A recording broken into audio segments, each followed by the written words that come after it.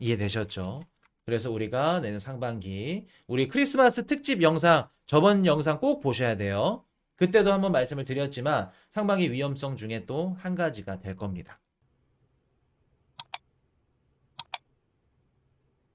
지금 보고 계시는 표가 뭐냐면 미국 10년물 국채 금리와 미국 2년물 국채 금리의 금리 차이를 나타낸 차트입니다. 보통 이게 이제 어디에서 이렇게 쓰이냐면은 채권 시장에서 장단기 금리가 역전이 됐다. 이런 것들을 판가름할 때 보통 채권 시장 투자자들이 10년물, 2년물 이거를 비교하면서 이렇게 장단기 금리 역전을 체크를 하는데 자, 이렇게 보시면은 최근에 금리 인하 할게요. FOMC에서 막 이런 얘기도 쭉 나오면서 단기적으로 보면은 장단기 금리, 자, 0 밑으로 빠지는 게 장단기 금리가 역전이 됐다는 뜻이에요. 자, 처음 보시는 분들도 있으니까 빠르게 갈게요. 복습 겸. 장단기 금리가 뭐냐면 원래 은행에 가면은 우리가 단기 금리가 더 높아야 되고 낮아야 되고 장기 금리가 더 높아야 돼. 당연히 보험이나 이런 적금을 들더라도 5년, 10년짜리가 더 이자가 높아야겠죠. 1년짜리보다. 리스크가 더 크니까. 근데 바뀌었어. 장기 금리가 더 오히려 낮아. 단기 금리가 높고. 보통 이제 금리를 올리다 보니까 어떻게 돼요? 장기와 단기가 이제 연동되는 게 다르다 보니까 이게 원래는 장기가 더 높아야 되는데 이게 바뀌어 버린 거야. 이거를 장단기 금리 역전 현상이라고 합니다. 이해되셨죠? 그리고 그 역전 현상이 0 밑으로 떨어지면 역전이 됐구나. 그래서 작년 7월부터 처음에 3월 달에 한번 딱 역전이 됐고 7월부터 이제 본격적으로 밑으로 쭉 빠지기 시작하죠. 보이시죠? 이렇게. 그래서 장단기 금리 역전을 이제 우리가 이렇게 0 밑으로 빠지는 거 배웠는데 장단기 금리가 역전이 되면 이제 시장에 어떤 현상이 일어나냐면 보통 우리가 은행에다 돈을 맡기면 그 은행 놈들이 은행 놈들 하면 안 되겠다. 은행 분들이 예를 들어서 뭐 10년짜리 예금을 맡겼어. 그럼 그 돈을 갖고 빌려주는 겁니다. 뭘로? 단기로 자금을. 이해되셨나요? 반대도 단기로 딱 끌었다가 장기로도 빌려주고. 이해되셨죠? 근데 장기 금리가 낮아. 단기 금리는 높아. 은행이 돈을 빌려줘야 되는데 은행이 돈을 빌려줄 수가 없네.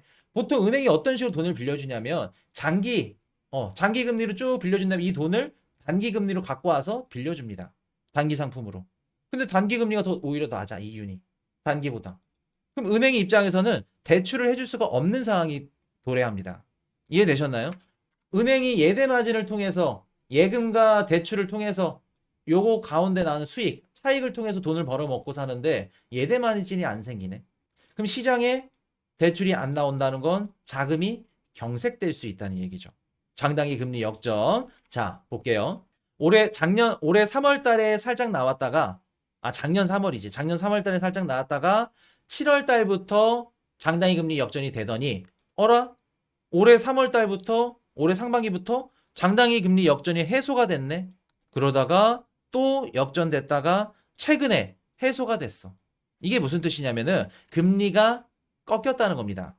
금리가 조금 꺾였고 연준에서 조금 괜찮은 이런 발언들 이런 것들이 시장에 작용을 하면서 단기와 장기의 금리 차이가 역전됐던 게 해소가 됐다.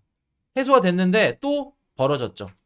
보이시나요? 얼마 전에 해소가 됐는데 이제 거의 장단기 금리 역전이 해소되려고 하는데 또 떨어집니다. 이런 식으로. 이런 식으로. 보이시죠? 자, 왜 이렇게 지금 장단기 금리 역전이 계속해서 벌어지고 있나? 왜 이렇게 떨어졌나?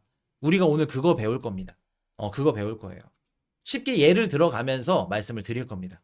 그리고 내년 상반기에 어떤 이슈가 있을 수 있는지. 자, 볼게요. 우리 실제 지금 은행을 예를 들어서 한번 말씀을 드려볼게요. 지금 뭐 KB, 신한, 하나, 우리 한국의 4대 은행이 있죠. 여기에 5년짜리 고정금리입니다. 고정. 주택담보대출 혼합금리가 이율이 얼마냐면은 연 3.39에서 5.42%라고 합니다. 고정. 이거. 자, 고정금리 3.39 그리고 5.42. 그리고 주담대 변동금리는 4.37부터 6.89까지라고 합니다. 자, 그러면 내가 집을 사던 뭐 주식 투자를 하려고 하던 대출을 받고 싶어. 은행에 가서. 그럼 여러분들은 대출을 고정으로 받으실 건가요? 변동으로 받으실 건가요? 선택할 수 있다고 하면. 뭘로 받고 싶으세요? 내가 조금 빠꿈이야. 경제 뉴스도 좀 보고 앞으로 연준 좀 FOMC도 좀 살펴보고 뭐로 받고 싶으신가요? 뭘로 받을까? 대다수 사람들이 지금 뭘로 받고 있을까? 고정이라고 많이 대답들 해주시네요. 자, 내가 당장 지금 돈이 필요해. 그때그때 다르죠. 그때그때 다르겠지만 대다수의 분들이 어떻게 생각을 할까? 내가 경제방송을 조금 봤어. 보면은 누가 봐도 금리 인하가 당장 나올 것 같아. 우리 부동산 커뮤니티 들어가면 뭐라 그랬죠? 제가? 지금?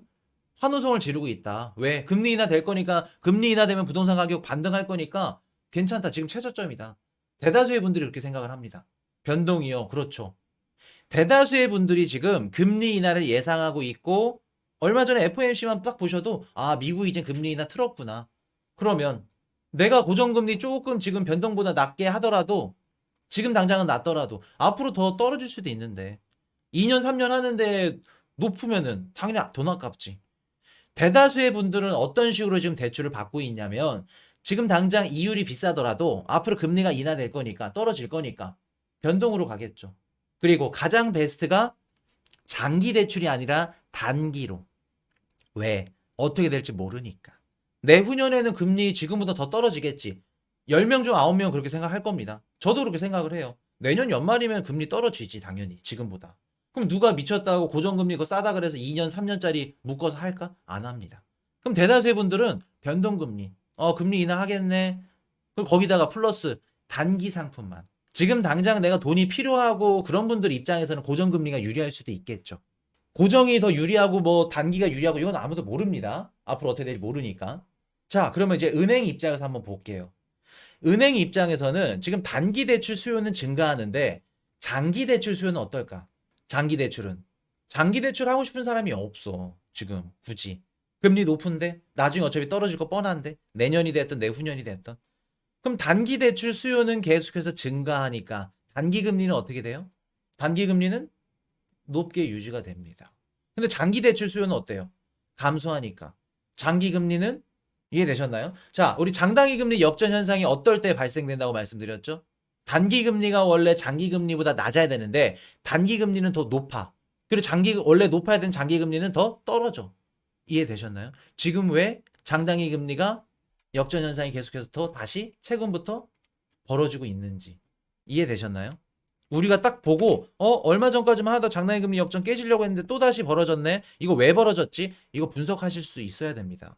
그래야 내년 상반기에 내년에 어떠한 우리 시장에 리스크가 있는지 이런 것들을 알 수가 있어요. 이거 왜 장단기 금리 역전이 지금 다시 벌어졌는지 생각 안 해보셨죠, 다들? 지금 고정과 변동 금리 차이가 계속해서 벌어질 수밖에 없는 상황이에요. 지금 현재 상황이. 실제로 KB국민은행의 정기상품 6개월 만기가 3.9%입니다. 1년 만기 몇 프로 줄까? 이자. 당연히 더 오래 하는 만큼 리스크 크니까 4.9, 5.9는 줘야지. 3.75입니다. 6개월짜리보다 더 적어요. 그만큼 단기 대출 금리가 더 높다는 겁니다, 지금. 농협도 똑같고. 1년 만기보다 6개월짜리가 0.1포인트 더 유리하다고 합니다. 자, 그럼 볼게요. 지금 막 다 주식 투자자분들, 뭐 코인 투자자분들, 야, 연말 상승, 산타랠리, 풀 상승을 외치고 있죠. 장단기 금리 역전 현상이 이렇게 벌어졌고 여기서 더 지속이 돼. 그럼 앞으로 어떤 일들이 일어날 수 있을까? 장단기 금리 역전 현상이 계속해서 지속되면은 무슨 일이 일어난다고 말씀드렸죠? 은행이 시중에 대출을 해줄 수 있다 없다? 대출을 해줄 수 없다. 그러면 자금이 경색될 수 있겠죠. 빠르면 내년 상반기도 가능하고. 이해되셨나요? 지금 장단기 금리 역전 현상이 계속해서 더 벌어지고 있는 상황입니다. 자, 내년에 우리 국가 경제 성장률들 다 어떻죠? 미국이랑 이런저런 국가들 경제 성장률을 다 하향 조정을 했죠. 낮췄습니다. 근데 거기다 자금 경세까지.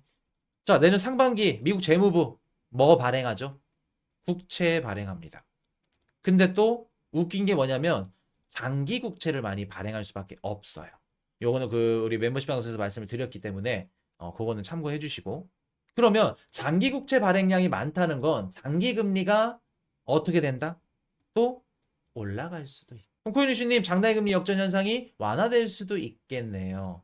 완화될 수도 있겠죠. 근데 여기서 또 발생하는 문제가 뭐냐면 장기 국채를 누가 사주냐는 겁니다.